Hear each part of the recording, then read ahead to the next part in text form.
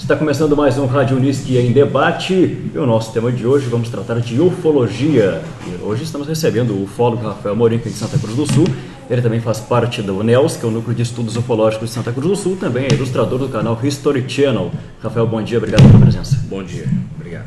Kelvin Vinhas também vai participar com a gente. Bom dia, pessoal. Bom dia. Um abraço aos ouvintes aí, internautas aí que estão assistindo. Exatamente. Bom, o Rafael está aqui com a gente hoje para conversar sobre os principais casos de aparições aqui no estado, no Rio Grande do Sul, também na região aqui do Vale do Rio Pardo, de Santa Cruz do Sul, enfim. Então eu queria começar te perguntando, Rafael, quais são os principais casos que você observa aqui no estado, os mais relevantes, e quais tu consegue apontar até com uma certa clareza que são verídicos e não são? Ultimamente a gente tem tido uma grande incidência de observação das coisas no céu que não tem identificação, né? Essa é a grande verdade. Então nosso papel é procurar saber, tentar identificar as coisas que as pessoas estão vendo.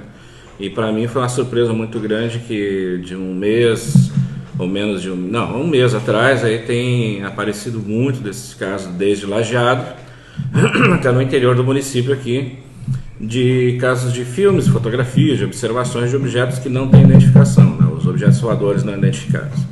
Com certeza aqui no estado a gente tem casos importantes a ser pesquisados e pesquisados com bastante atenção, com técnica científica, etc., né? Como são casos antigos, como o caso aqui de Santa Cruz ainda, que não teve uma solução, que é o tal do objeto cilíndrico, foi filmado cerca de 30 minutos aqui nos céus da cidade, e por todo esse tempo, já desde 96, né, o caso é de 96, a gente tem tentado descobrir uma razão para que esse objeto luminoso, bastante grande, estivesse pairando aí no céu da cidade, e muito pouca gente viu, e a gente teve uma sorte de ter um filme de quase 30 minutos disso. Então isso ainda é pesquisado.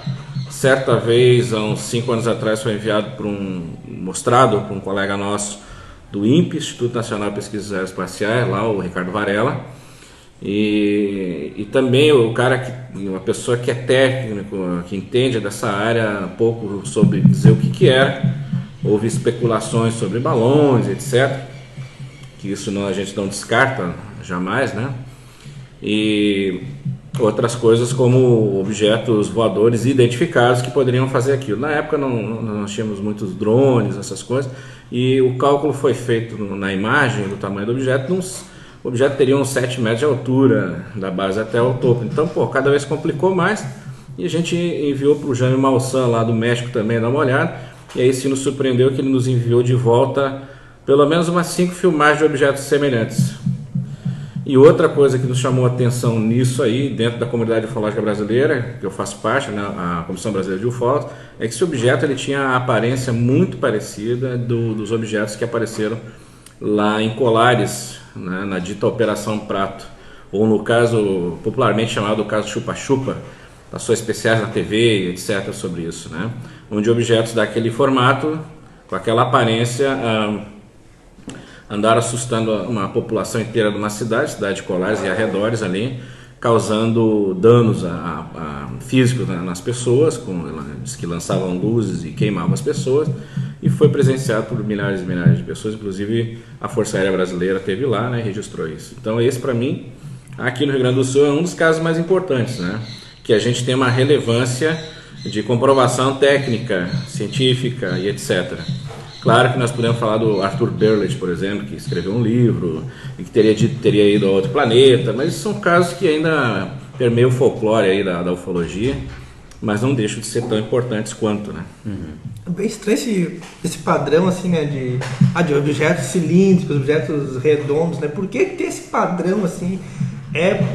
Seria mais provável que seja verdade, ou é porque é mentira, digamos assim, sabe? Por que esse padrão assim? Isso é uma coisa que a gente tem estudado ao longo da ufologia e que impressiona quando a gente começa a perceber que, de acordo com a época, os objetos são vistos, ok? Por exemplo, na Segunda Guerra Mundial, que é quando começou basicamente esses objetos a serem falados, eles tinham aparências metálicas, que tinham ribites, que tinham cortes, etc. Se assemelhavam muito aos aviões da época, né? Depois nós passamos para os anos 60 e 50, vem toda aquela onda das revistas Pulp aí, que de ficção e etc., que traziam os alienígenas, seres. Então as pessoas começaram a ver também esses alienígenas, né? E os objetos começam a ter um formato muito parecido com o que está lá na literatura. Quando chega nos 70, explode o filme Contatos Imediatos de Terceiro Grau, em 1977 ou 78, não me recordo agora, do Steven Spielberg, onde participa um dos personagens principais da ufologia mundial, que é o J. Heineken, cientista da NASA, trabalhando no projeto Livro Azul com a Força Aérea. Os objetos do filme começam a aparecer mais luminosos. O que é engraçado, todo mundo começa a observar objetos mais luminosos também, luzes, flares, aquelas coisas, né? Mas aí, além da observação, a gente já tem filmagens, a gente já tem fotografias desses objetos nesse formato. Então começa a ficar muito curioso essa coisa. Existe um fenômeno, não sei se eu posso dizer psicológico, eles chamam de efeito Mandela. É muito engraçado. Ou seja, a coisa é tão difundida de tal forma que as pessoas acreditam realmente que aconteceu.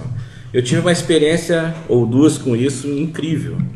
Que eu tenho na mente, por exemplo, que na minha infância assisti uma propaganda na televisão do salgadinho Elma Chips em formato de pretzel. Eu descobri ontem que esse salgadinho nunca foi fabricado pela Elma Chips. Então, uma mentira que foi criada, eu não sei de onde que veio aquilo, né? Então, claro que a gente vai formando essas coisas. E um dos casos mais aterradores desse efeito Mandela, eu não sei nem por que esse nome, mas é justamente por um caso desses, né?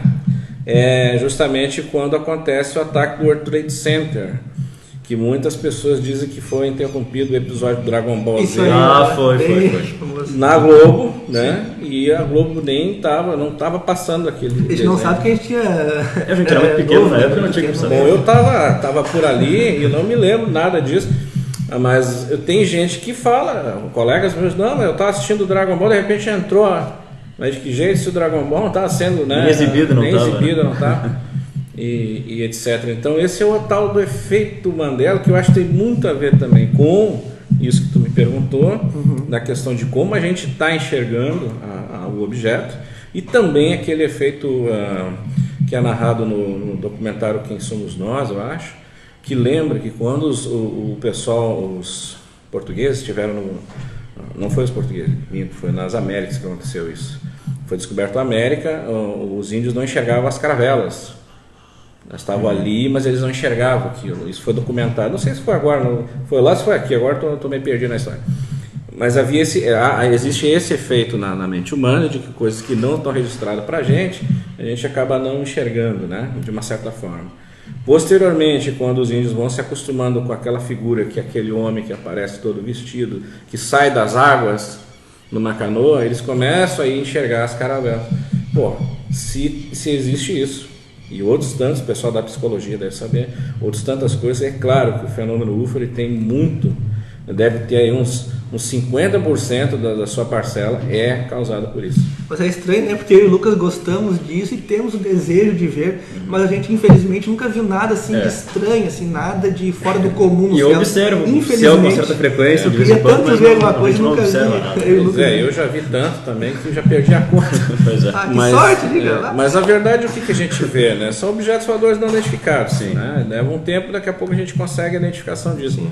Mas houve um caso aqui no interior de Sinimbu, que a gente tem falado muito na nossa comunidade ufológica, aqui da região, que não só eu, como outras pessoas, várias pessoas já têm visto fenômenos luminosos por lá, né?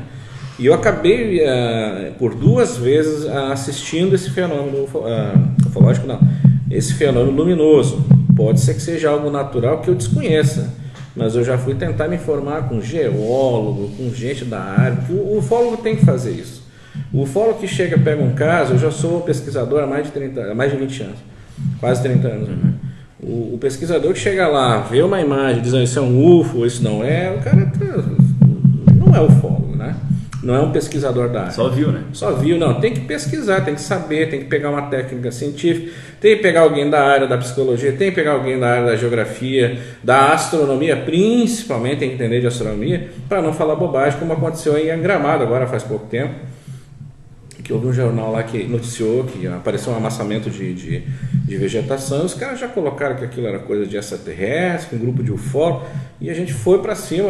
O movimento gaúcho de ufologia tem esse poder, vamos dizer assim, A gente foi para cima do jornal, a matéria não foi assinada por ninguém, né? A gente queria saber quem foi o jornalista, quem era o grupo de ufólogos que afirmou aquilo, porque aquilo se tratava justamente de um fenômeno climático, né? Os mini bursts, por exemplo, causam aquele tipo de fenômeno. Então, como é que o cara vai afirmar que aquilo é algo extraterrestre? Pô, isso é um absurdo. Não tem como confirmar, né? Não tem. A gente sabe que tem coisas que são misteriosas nesse meio.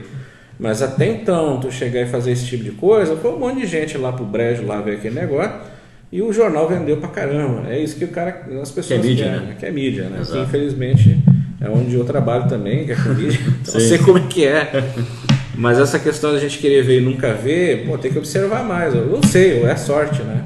A gente viu aqui no interior, claro. E está bem registrado com fotografias e tudo. Em cima dessa questão que tu falou, né, de não divulgar a informação corretamente, teve um caso lá já há pouco tempo que o jornal A Hora também deixou de divulgar alguns fatos, né? Não ficou muito claro o que era o objeto, né? Foi uma confusão, e aí quando se diz que jornalista não precisa mais ter um certificado acadêmico, sim, eu tenho que discordar, porque justamente eu acho que quem tem um certificado acadêmico estudou o jornalismo e vai trabalhar nisso, não vai cometer esse tipo de erro, né? Eu não sou jornalista, mas trabalho com a área da mídia, publicidade e propaganda. Mas é lamentável assim a discrepância e os erros que o jornalista cometeu lá. Eu fui até ele, comentei os erros que ele tinha falado, que ele tinha colocado na mídia dele, que é o jornal A Hora, e ele tentou retificar, mas na retificação dele ficou pior ainda. Então ele é aquele jornalista que coloca palavras na boca de uma pessoa que está dando seu testemunho técnico, no caso eu lá. Ele teria afirmado que aquilo, por exemplo, uma das coisas que aquilo teria sido, que eu teria dito que aquilo teria sido satélite. Uhum. Bicho, eu estou, como eu disse, há quase 30 anos na ufologia e conheço muito a ciência aeroespacial, eu sei o que é um satélite. Jamais iria afirmar um troço desse, inclusive fui repreendido pelos meus companheiros da Comissão Brasileira de Ufólogos que viram a reportagem. Como que tu fala um negócio desse, cara, sabendo tudo que tu sabe, cara, eu não falei isso, né? Mas eu vou mandar ele retificar. E ele retificou de fato essa questão, mas no intuito do que era fazer uma matéria que chamasse muito aquilo. De fato, não adianta muitas vezes tu dizer que aquilo não se trata de um disco voador, como a gente chama popularmente, ou de uma nave extraterrestre, não tem jeito. Pode dizer, olha, isso pode ser um fenômeno atmosférico, isso pode ser queimado, isso pode ser... Tu vai chegando a várias tentativas até que tu vai eliminando tudo, e quando não tem mais o que dizer daquele objeto, ele é um objeto voador não identificado. Até tu declarar que aquilo é extraterrestre, bicho, tu tem que passar pela exobiologia, pela astronomia, astrofísica, não sei o que mais, e outras tantas coisas para tentar comprovar isso, né, bicho? Sim. Mas não, houve essa falha.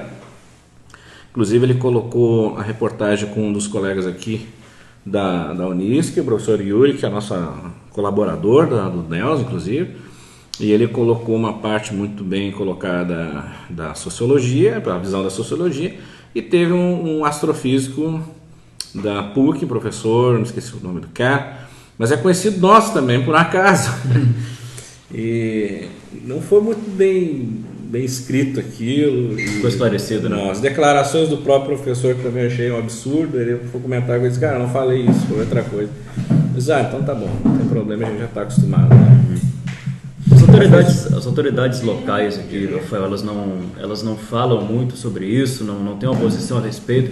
As autoridades que eu digo que são os militares daqui mesmo, enfim, prefeitura, alguma coisa, ninguém se posiciona a respeito de alguma aparição que tem aqui no estado? Não, aqui no município, muito menos. No estado, sim. No estado nós temos aí colegas do Exército que nos ajudam. A Força Aérea Brasileira, no Sindacta 1 e 2, não sou o Sindacta 2, agora não lembro, eles sempre nos informam tudo que é possível, né? Porque informações do espaço aéreo a gente tem, inclusive, em apps, hoje está muito mais fácil.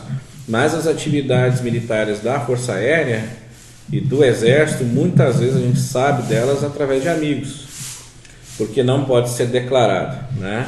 Como a gente teve o caso do drone aqui há um tempo atrás, que eles estavam fazendo um teste com um VANT, na verdade, não um drone, veículo aéreo não tripulado, bastante grande inclusive.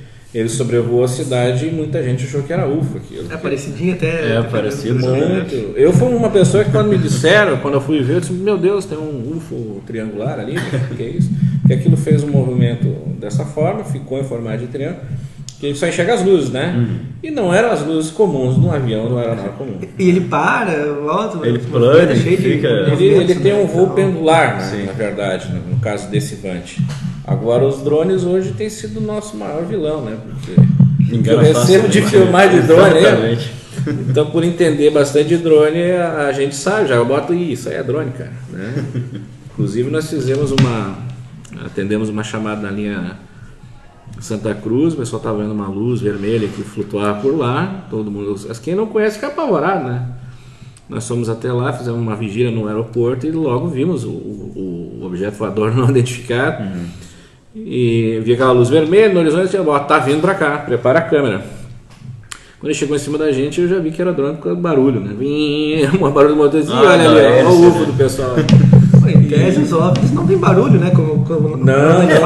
Teoricamente não, mas no caso da Operação Prato foi registrado som muitas vezes, né?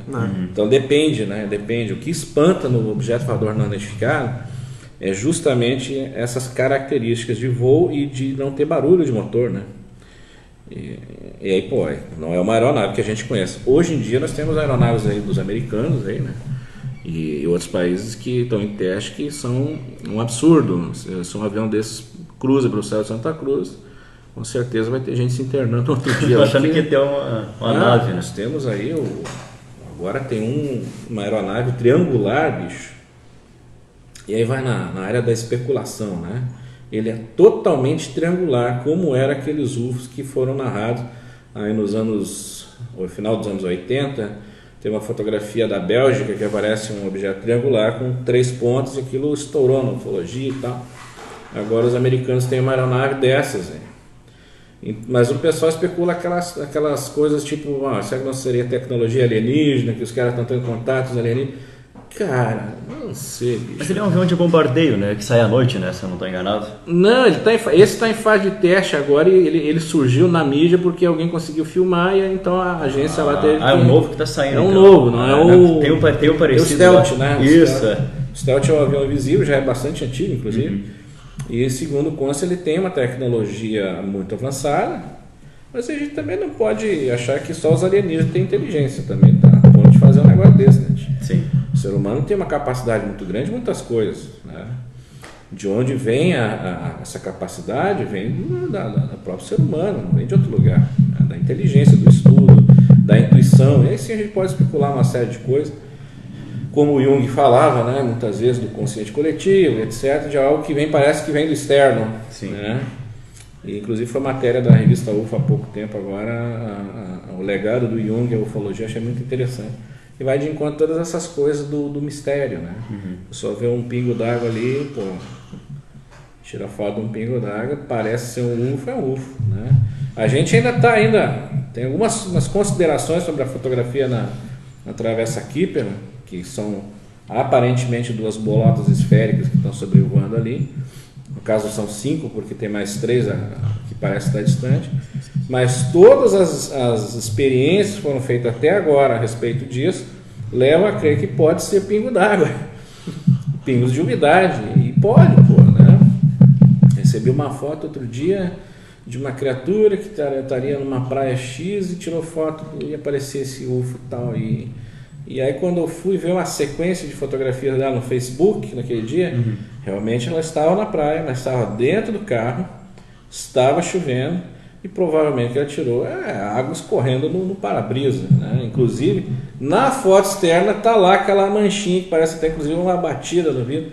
Aí eu mandei para ela, olha, essa foto que tu bateu aí foi do para-brisa, tem algum problema. E é complicado para o ufólogo de fato, né? Como é o meu caso de outros colegas, quando a gente consegue comprovar a coisa, o pessoal não aceita aquilo, né? As pessoas querem mesmo ver o fenômeno. Só quer ver o fenômeno? Então vai aqui pro interior do Sinimbu, aí passa a noite ali. Vocês vão ver, né? Vamos ter que ir pra lá. Tem que ir pra lá. Quer tanto ver, nunca vê nada. Exato. Dia 24 de junho, agora a gente está programando uma externa, porque é o Dia Mundial da Ufologia. E nós vamos começar a semana ufológica no Rio Grande do Sul. Vários lugares vão fazer eventos, né? No dia 24, a segunda-feira, é nossa aqui. Nós vamos ter um evento aí. A gente vai expor todas essas coisas, né? E posteriormente nós vamos programar uma vigília. A gente chama de vigília. vamos a campo, vamos observar os astros, vamos fazer uma aula de astronomia e vamos ficar. As pessoas que querem participar disso não têm oportunidade, né? É só estar no local, se inscrever, que tudo de graça, aí, não tem pagamento nenhum. Essa questão da veracidade de vídeos e fotos, enfim, uma coisa que a gente observa muito tem um vídeo em qualidade ruim, a pessoa não acredita. Aí tem um vídeo em qualidade boa, a pessoa também não acredita.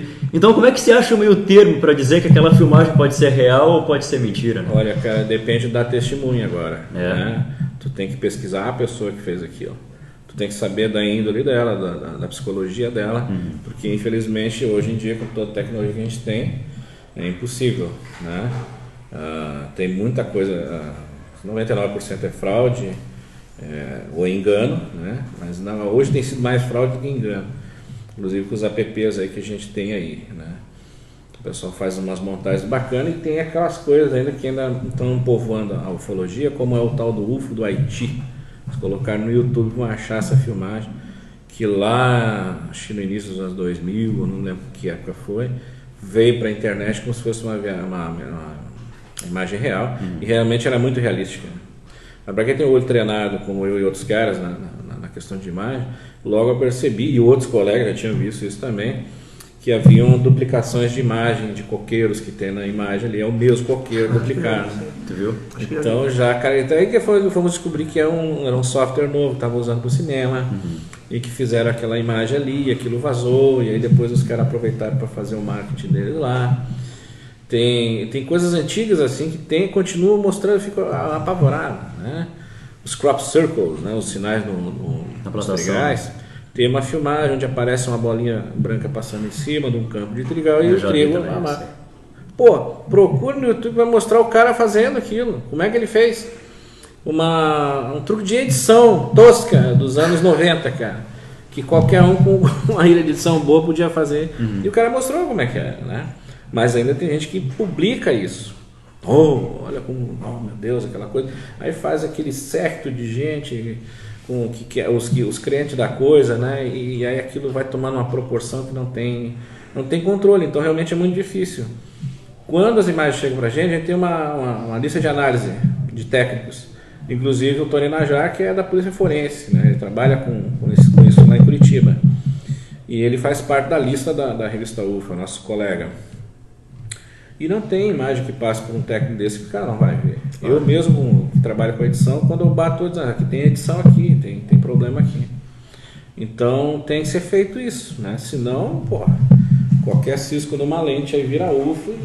E aí tem os crentosos, né? Tem o pessoal da ufologia dos crentes, né? É a bancada dos crentes na ufologia, bicho. Esses que acreditam firmemente. Esses são os que mais atrapalham, gente. Infelizmente eu tenho que dizer isso, é os que mais atrapalham a pesquisa ufológica, porque eles vão além do ridículo já, né? E eles acreditam numa veemência, e aí afirmam aquilo e começam a brigar com os outros, então criam um escândalo dentro daí. Eu acho que é isso que o pessoal quer mesmo, criar escândalo, em cima de algo que já é misterioso, um troço que já não tem explicação.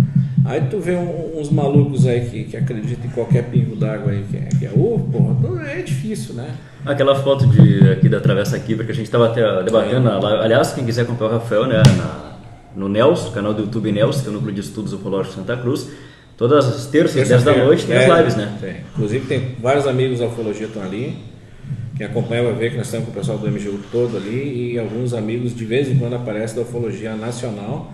E ontem, por uma tristeza muito grande da gente, nós perdemos o Stanton Friedman, que é um dos grandes, né? Um dos grandes missionários da ufologia aí, um físico, foi que descreveu e discorreu todo o caso Roswell, que é conhecido dentro da ufologia. Exatamente. Então, durante a live, eu estava atendendo já pessoal dos colegas, né? Tanto da ufologia brasileira quanto da ufologia internacional, com aquela notícia, né? Infelizmente eu não pude colocar na live aquilo, que a gente comentou inclusive, mas eu passei o contato da live para o pessoal participar, mas eu acho que o pessoal estava muito consternado ainda em passar mensagens, né? Para a família, etc. O Stanton Friedman foi um colaborador nosso muito querido, assim. Qualquer e-mail que se mandava para ele respondia logo e com tarimba, né? Eu gostava de ouvir ele, é um cara muito esclarecido. É um cara muito esclarecido, é um físico, um cientista como o J. Heineken também era. Tem muita gente que contesta a questão do caso Roswell, eu também sou um dos casos que tem coisas ali no caso Roswell que eu acho que tem muito exagero, porque como o caso Varginha, né? Sim, começa a tomar uma proporção que não tem controle mais. Né? Hoje a gente tem algumas coisas que são certeiras do caso Varginha e outras que é folclore puro, né? E que tomou uma proporção muito grande. Tanto é que quem vai a Varginha vai ver isso. Na rodoviária de Varginha, quando chega em Varginha, tem um ET do tamanho dessa porta ali. A cidade foi tomada por isso, Foi né? tomada, o prefeito aproveitou bem Claro, a coisa. virou uma atração turística para a cidade, né? Total. Os pontos de ônibus são tudo... A Roswell também é assim, né? Roswell é assim também, né? Claro, vai ter sempre disso. Os casos dos acontecimentos das aparições marianas que eu citei ontem, né? Tenho aí a declaração do sacerdote, dizendo que aquilo que aconteceu em Taquari, por exemplo, e a gente não sabia o que fazer com essa informação, se a gente falava sobre isso ou não falava, porque realmente vai ter retaliação. A hora que chegar essa informação que eu estou dando aí no clero, mais uma vez eu vou me complicar com a Igreja Católica, já tive vários problemas com isso, mas foi o próprio Frei que me disse, né? Nós temos gravado, né? Claro que eu não ia dizer, quando ele falou disso, não, nós vamos gravar, o senhor me permite, não pode gravar, eu quero que mostre para todo mundo. Porque ele já estava em vias de falecimento, né? Ele já é falecido, né? Ele estava doente, né? Já estava com câncer, já estava bem debilitado. Já mostrou foto da lápide dele, né? Mostrei, né? Ele era nosso capelão do hospital aqui, e um grande amigo, né? Uma pessoa que a gente tem um carinho muito grande, por isso que a gente também procura preservar essa situação. Mas quando eu vou a Taquari e deparo com aquela realidade, com aquelas coisas que estão ali, é difícil a gente ficar quieto perante a ignorância do povo e a sacanagem da igreja, né? De mexer com a fé do povo, de ganhar dinheiro com isso, pô. Se alguém disser que não estão ganhando, pô, então construíram aquele enorme daquele templo com o quê? Foi de graça? Não foi. Com certeza não. Então, os absurdos, assim, que quando chega perto da gente, a gente tem que saber tomar uma decisão. E a decisão foi essa. Vamos contar para todo mundo. Eu sei que vai ter gente que não vai acreditar nem em mim e nem no próprio Frei. Mas é isso que é o material que a gente tem, né? Eu quero conversar com o menino hoje, que tem 40 e poucos anos já, que viu os dois meninos, né? Na época, a aparição de uma figura, segundo o próprio menino, em conversa com esse Frei, disse, não, isso que a gente viu não foi Nossa Senhora. Era um homem. Essas são as palavras do menino na época. E ele disse que o senhor viria aqui. E era para falar para o senhor isso. Então essas são as palavras do Frei. Então teriam visto uma luz, e na luz tinha aquela figura. E aquela figura tem uma descrição quase que igual aos alienígenas que a gente vê no nosso conteúdo aí da ufologia mística, que seja, ou na ufologia mesmo. Como é o caso do George Adamski, por exemplo. Claro. Né? George Adamski escreveu um ser igual. O Almiro, aqui do interior de Venâncio Aires, escreveu um ser exatamente daquela mesma forma. E quando os meninos contaram aquilo virou... Um dos meninos disse que era Nossa Senhora. Então, acho que assim, existe uma série de confusões. Realmente, um dos meninos viu, o Almiro, o nome dele, e quando ele chegou na escola... Tinha 11 anos na época. 11 anos. O outro coleguinha já disse que tinha visto também e já disse que era Nossa Senhora. Se proliferou. Né? E aí a professora também achou que era, porque está todo mundo num ambiente religioso ali, a escola ficava atrás da igreja. E aquilo tomou as proporções que está hoje, cara, é incrível. Aí tem uma enorme de uma igreja lá agora, tem um hotelzinho do lado, já tudo asfaltado. Quer dizer, é uma prosperidade do local, né? E eu vi as palavras de um Frei ontem, que é o que organiza toda essa situação da romaria. Aí tem a romaria, vem mais de não sei quantas mil pessoas, é aquela função toda. Cara, o que eu vou dizer, né? Pode estar o pessoal enganado em cima de uma coisa que não é aquilo que eles estão querendo que seja, mas quem sou eu para estragar a fé das pessoas, né? Então é complicado quando a gente se depara com isso, como foi o caso lá no Ceará também, onde quando os ufólogos chegam lá, dão de cara com UFOs e não Nossa Senhora. Fotografaram, registraram, procuraram saber o que eram aquelas luzes durante o dia. Existe todo um aparato de pesquisa, que os caras acham que pode ser até um efeito natural, mas de fato as luzes estavam lá, como eu mostrei na live ontem, a fotografia. Tão físicas foram fotografadas. Sim. Que óbvio. Então, para fechar sobre esse caso da Travessa Keeper, então não tem nada concluído, então 100% uma conclusão não tem ainda. Nós vamos bater o martelo no momento que a gente for lá. E a gente sabe que a tarefa é bem complicada, são pessoas amigas da gente, e uns me conhecem já pela seriedade do trabalho, né, da área, e tenho certeza que o pessoal talvez não vai admitir a realidade, como talvez eu também já quase não admito tanto, porque é quase que impossível tu chegar nesse parâmetro da gota d'água por questões de distância do objeto à câmera. Então isso que a gente tem que fazer, tem que ir em loco, tem que ir no local, fazer as medições e constatar, não, realmente era dessa calha aqui das gotas, e foi um engano e tal. O problema é que a gente tem a sequência de fotos, né? E numa das fotografias está aquelas gotas, vamos colocar as gotas, as sondas, né? E nas outras, na sequência, não aparece nada, né? Então, o próprio José Nussbaum Júnior de Pelotas, que é ufólogo também, pesquisador de campo, ele fez um apanhado de fotografias de gota d'água e ficou extremamente parecido com aquilo, né? Salvo algumas coisas, né? Como coloração, como reflexo. A gente comentou, o Júnior, quando faz as fotos, o céu está cinza claro, as gotas ficaram cinza claro porque são transparentes. Ali elas estão brancas, estão refletindo algo, então, da onde? Estão refletindo a superfície do teto da tal da pirâmide. Por que elas estão brancas? E o céu azul, no caso? Céu azul, limpo. E deu refletido no céu até nas gotas. Tem, ela tem a refração, né, do céu, que fica exatamente no local onde uma esfera teria refração. Se pegar uma esfera metálica, é isso que a gente vai ter que fazer, pegar uma pequena esfera metálica, colocar lá, pendurar, ou seja lá como for, tirar a foto para ver qual a refração, né? Esse é o trabalho do ufólogo. Então a gente vai bater o martelo quando for lá. Como se trata de um centro holístico, cujo qual a gente acompanhou muitos anos os trabalhos deles, e toda vez que havia um trabalho inerente a seres extraterrestres, etc., me chamavam para registrar, e alguma dessas vezes houve alguns fenômenos físicos que a gente fotografou, que a gente filmou, e que a gente ainda estamos tentando descobrir o que pode ser aquilo. Não tem como não ligar uma coisa com a outra, né? Então a gente vai para um outro caminho que é bem complicado, o caminho filosófico da situação. Já levantei isso inúmeras vezes na ufologia brasileira, quando eu dou as palestras. Eu digo, olha, a gente sempre está recebendo as informações, a gente vê o objeto, vem de lá, tira foto, tu vê que ele está lá e etc. Essas coisas vêm sempre de fora, né? Está na hora da gente tentar fazer o contato daqui para lá. Exato. Porque não dá para negar que existe um fenômeno, né? O que ele é, do que se trata, se ele realmente é extraterrestre, a gente não tem comprovação.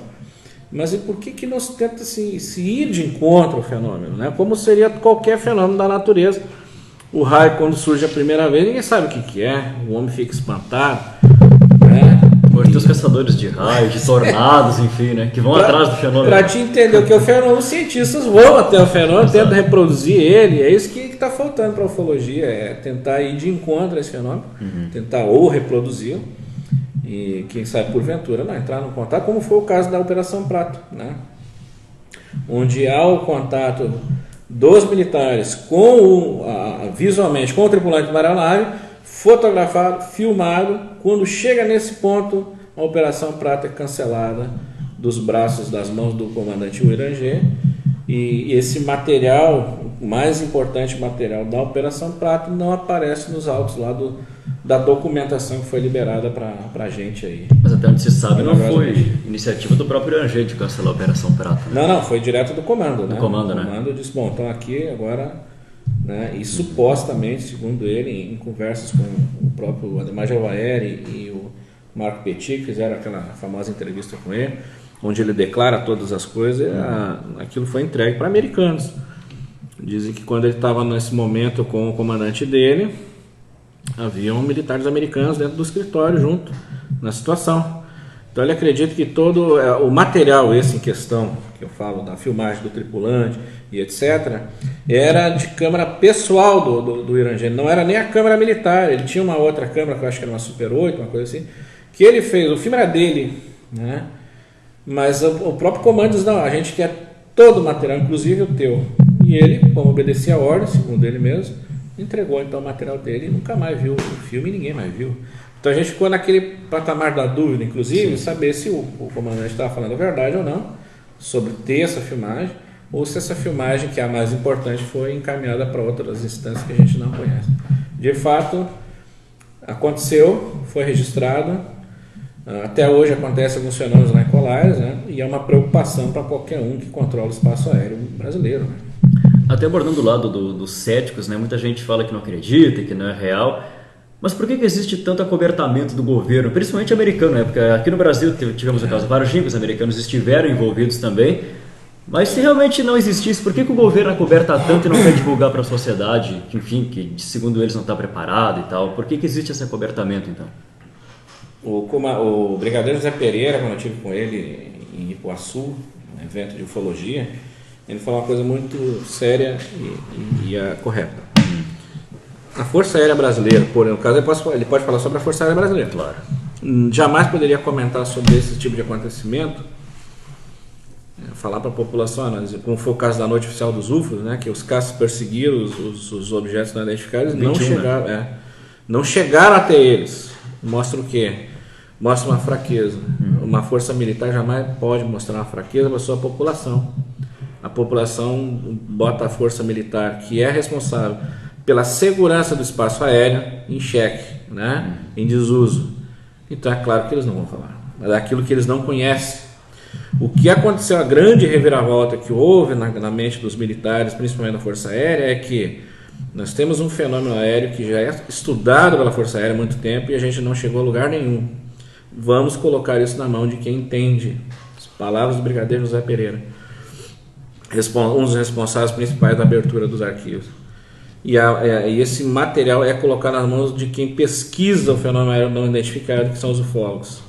E eu não estou falando do Zé da esquina ou do cortador de cabelo lá de Porto Alegre, ou seja lá quem não. Estou falando de pesquisadores, gente da área da ciência, gente acadêmica que pesquisa o fenômeno dos discos voadores, popularmente dito.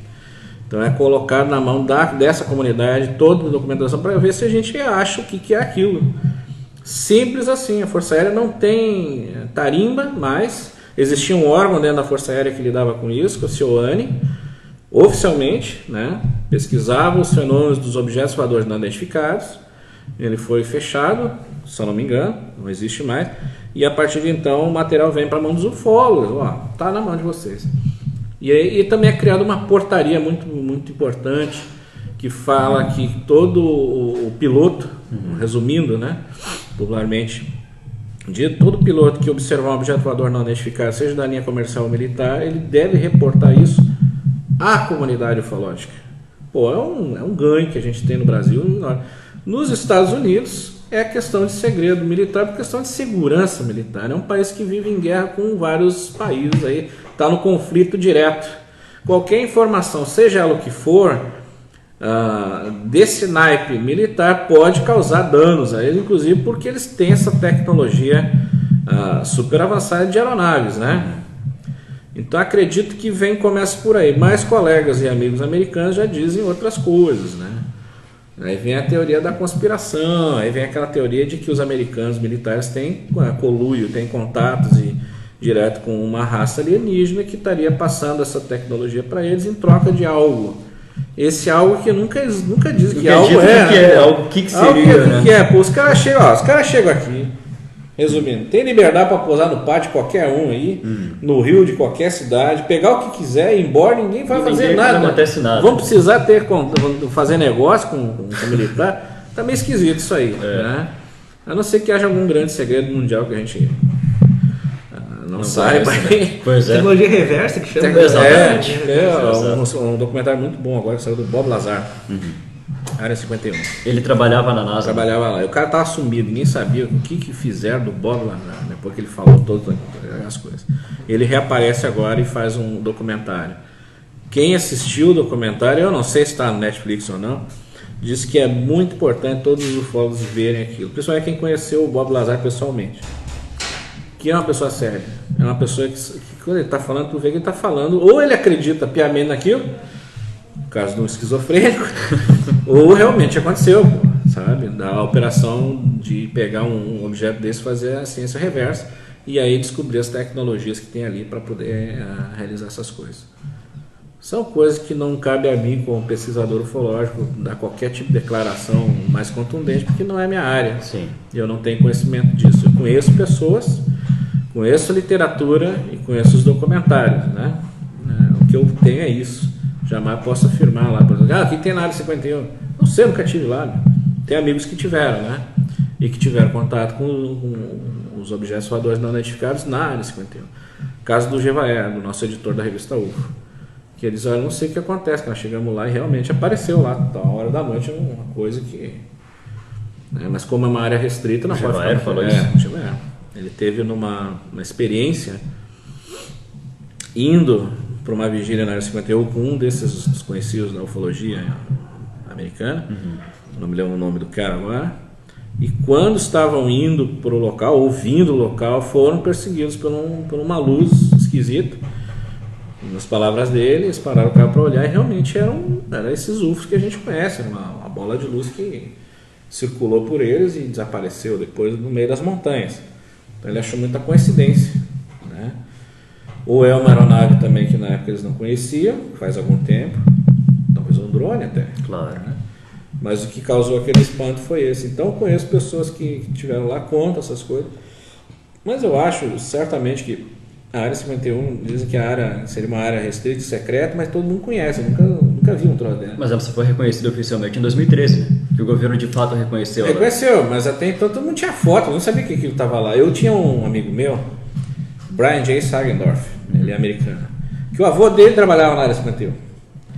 Aí ele conta porque na área 51, uma área militar, eles desenvolviam armas militares, né? Sim. O avô dele trabalhava no setor do comando do disparo de mísseis atômicos. Então esse era o trabalho dele. Inclusive vi a foto do vô dele lá com a mão no botão que girava para se lançar os mísseis na época, né? E como esse amigo meu sabia que eu lidava com ufologia, ele logo pediu a foto pro vô, o vô mandou e tal. E o que acontecia? Que ele pôde me contar e que eu vi em documentários depois, é que é uma área restrita e eles saíram da cidade de Las Vegas, eles só conseguem chegar até a área 51 para trabalhar dessa forma. É um avião da própria área 51, militar, o pessoal embarca de manhã, vai até a área 51, volta de tarde e vai embora para casa. Não tem um contato terrestre para esses funcionários, né? E isso depois vai se confirmar num documentário lá dos anos 90, lá que os caras filmaram esse pessoal entrando nesse avião que não tem identificação, tal, aquela coisa. Mas que não é uma coisa assim de outro mundo, que o avô dele nunca viu nada que fosse referente ou algo que pudesse dizer assim, ó, tem. E mesmo se tivesse visto, não ia falar, né? Os americanos são muito sérios nisso. Esses caras que trabalham lá, eu não sei se faz uma lavagem cerebral nos malucos lá, mas o Bob Lazar supostamente trabalhou lá, trouxe todas as informações e continua afirmando com muito mais veracidade agora no documentário do que da época, né? Então é isso, eu acho que existe esse problema, acho que é muito claro que a Força Aérea Brasileira colocou, concordo com eles plenamente, né? Não é questão de mistério, é uma questão de segurança pública, e o Exército muito mais. O Exército foi o órgão militar que muito pouco colaborou com a abertura dos arquivos. A gente queria saber dos arquivos em Varginha, mas foi muito engraçado na época que o comandante da ESA lá comentou que não tinha tido nenhum tipo de ação naquele dia, sendo que a população toda viu os caminhões do Exército andar pela cidade. Pô, então da onde que exército é aquele? Né? Se não era da ESA, que é colado ali. É do lado, Três Corações, Três Corações. Né? Foi documentada, né?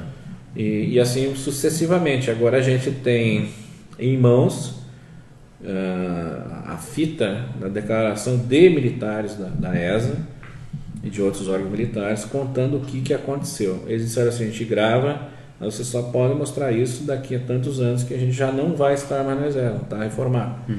Eles entraram em reforma agora, nesse material foi publicado primeiramente no livro do Marco Antônio Petit, alguma coisa, e apareceu um pequeno fragmento disso, não do vídeo, mas sim do assunto, na série De Carona com os OVNIs, a série que foi feita aqui do pessoal do Rio Grande do Sul. O Fred Morris, inclusive, né? O Fred. A série não é do Fred, Sim, Fred é o apresentador. Né?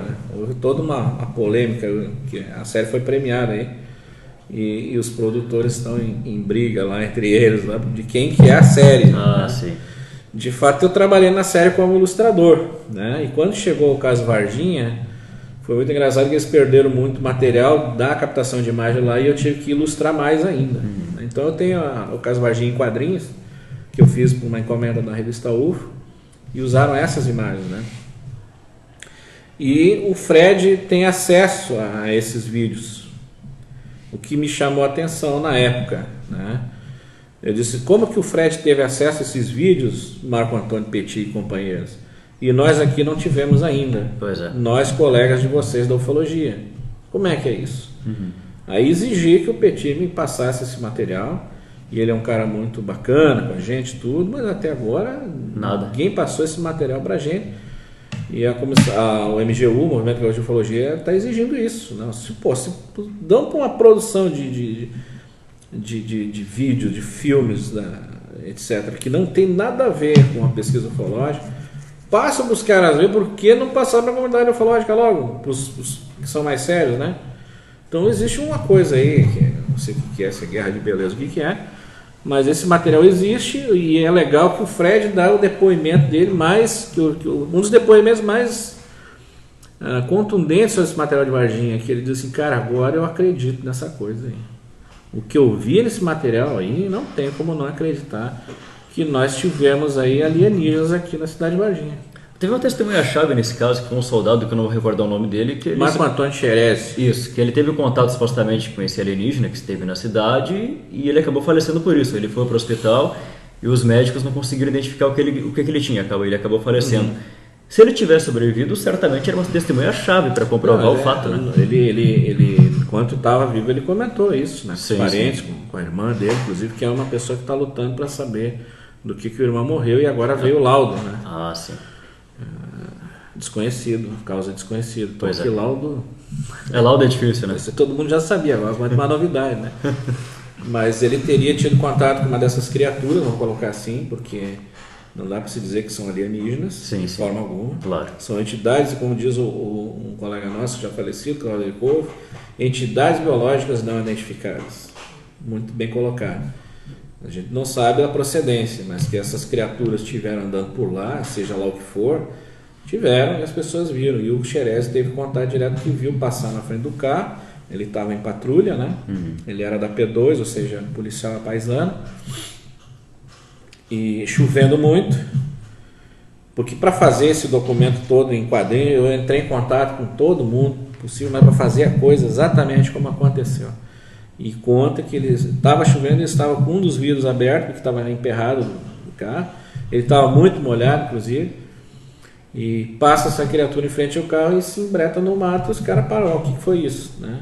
Aí ele saiu correndo, armado e tudo, e de repente o companheiro que estava com ele no carro disse que viu que teve uma luta corporal, coisa parecida, que em seguida veio o Xerez com essa figura nos braços e colocou no banco de trás, ferida inclusive. Alguns vão contar que eles teriam batido no carro, na criatura. Eu não tenho essa informação correta, por isso ela cambaleou e caiu no mato. Essa criatura, essa coisa arranhou o policial. Então eles vão até a delegacia, eles levam a criatura para um veterinário, médico veterinário, para ver que bicho era aquele. E nisso o Xerez vai até em casa para trocar de roupa, porque estava totalmente encharcado, né? E comenta com a irmã dele: aconteceu uma coisa, né? E eu já volto, eu tenho que ir. E ela viu que ele estava totalmente transtornado com aquilo. Sim. Ele volta, dá todo o procedimento, e quando ele volta do serviço, pergunta para ele o que tinha acontecido. Ele não sabe explicar. Não posso falar. Ah, não pode dizer. Ele estava totalmente proibido de falar a respeito daquilo ali, porque, claro, houve um andamento. O próprio médico que viu, o veterinário, já encaminhou aqui, não leva isso daqui para tal lugar. Né? Agora, a sequência dos fatos eu não me lembro como é que foi. Mas sei que acabou no hospital Humanitas. No Humanitas foi carregado pelo caminhão do Exército. Então, quer dizer, o Exército não está envolvido com isso como? Se todo mundo do corpo clínico lá viu o caminhão do Exército, dentro do hospital, levando um caixote. O que disseram foi que havia tido um casamento de anões. De anões, eu lembro dessa história aí. Parece que o anão morreu lá, foi colocar o bicho e o exército. Pô, da onde que o exército vai tomar frente ao enterro de um anão, né? E falaram isso publicamente. Saiu na TV. Saiu na TV, isso aí. Né? E hoje em dia a gente sabe que aquilo ali foi totalmente manipulado. Né? Exato. A desculpa mais ordinária. Mas a gente tem gente da ciência que dá umas desculpas dessas, como foi o caso do Glaser aí, que é um astrofísico, andou falando uns negócios também sobre assuntos ufológicos. Olha, primeiro que ele não conhece nada de ufologia. Ele conhece astronomia, astrofísica.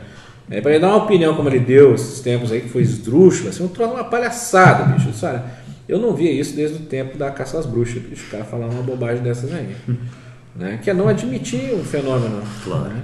No entanto, a gente tem outros tantos astrofísicos aí que admitem o fenômeno. Aí, porque o Carl Sagan era contra o fenômeno. Não era não. O Carl Sagan ele acreditava na vida fora do planeta, tanto é que ele participou do projeto da sonda que foi a Marte e esse disco que foi pela Voyager espaço afora. É o disco de bronze, né? O disco de... Não, acho que de ouro. De ouro? Foi de ouro. Onde tem uma mensagem para quem quiser que seja que encontre aquilo. Não, era cobre.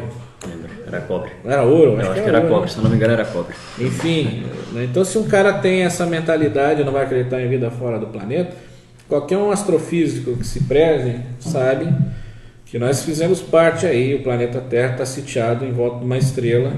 Essa estrela, que é o Sol, está sitiada dentro de uma galáxia. E dentro dessa galáxia são bilhões e bilhões e bilhões de estrelas com planetas em volta. E na atualidade o telescópio Hubble aí pegou aí, mais de quase 5 bilhões de outras galáxias. Olha o tamanho disso. Muita Quer coisa. dizer, o cara achar, como dizia um cientista famoso que a gente conhece, que é o Einstein, seria um desperdício muito grande de espaço, né? Desse espaço, do espaço, não ter vida em outro planeta. Exato. A astrofísica e a exobiologia está aí para isso, né? Para estudar isso aí. Para estudar isso aí. Exato. Bom, eu vou agradecer a tua presença. Até faço um convite para o pessoal que quer te acompanhar no YouTube, aí, como é que faz, como é que acessa. Para chegar no nosso canal Neos Ufologia. Neos Ufologia no YouTube, vai achar nosso canal lá. Toda terça-feira tem novidade, e muito incrível que tem novidade mesmo, que está chegando toda semana, tem chegado coisas novas. E tem também um material aí referente à ufologia brasileira e os nossos casos que a gente pesquisou todo ali, né? Certo. Não todos, mas alguma parte está ali. Então não perde aí que está bem bom o debate lá sempre. Muito bem, Rafael, obrigado pela presença. O Rádio Unisc em Debate fica por aqui.